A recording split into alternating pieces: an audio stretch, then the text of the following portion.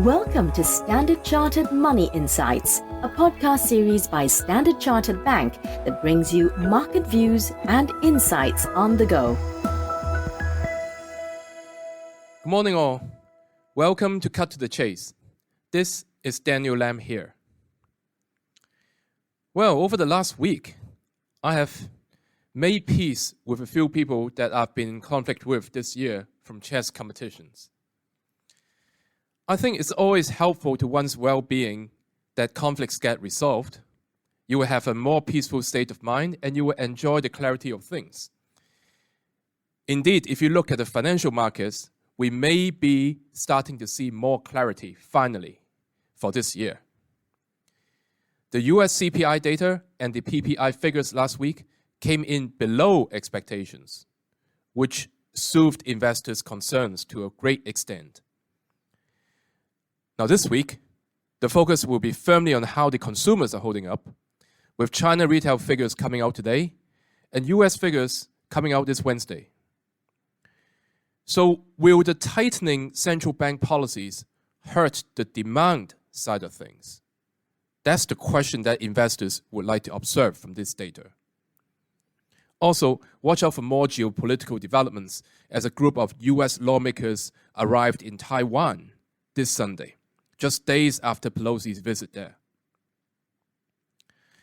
Now, the other key event this week is the FOMC minutes that is coming out on Thursday US time. So arguably, this may not have taken into account fully the latest CPI and PPI figures, but nonetheless, we will be able to get clues as to how the Fed members would be erring on the side of caution, i.e. they may need to see more clearer direction of inflation to slow down before going easier on the rate hike? Or would they be willing to take a pause quicker? So those are the week ahead part. Now I want to talk about the second part, which is how you should be positioning your portfolio. Now, we've been advocating and we continue to like a barbell approach. So meaning that you should be keeping a balanced exposure to equities and fixed income. Investors, they may rotate some of their equity holdings to multi-asset income, especially if the US 10-year yield goes to 3% or the 3.25% level. This will take advantage of the wide yield level to offer. But of course, like I said, you should be keeping a healthy level of equity exposure in the barbell approach as well.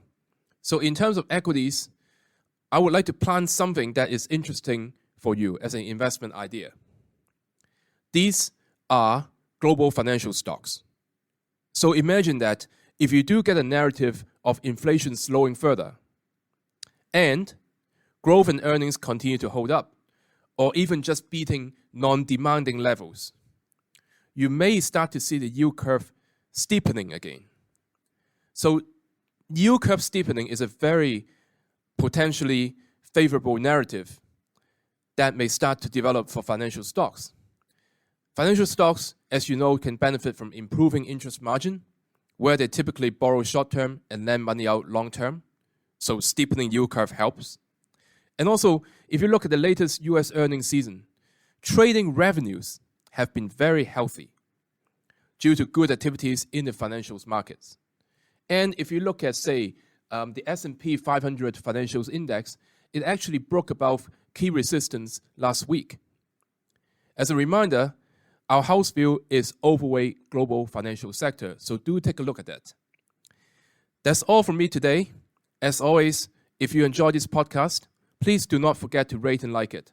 Thanks for listening, and we wish you a happy trading day ahead. Thank you for listening to Standard Chartered Money Insights, a podcast series by Standard Chartered Bank.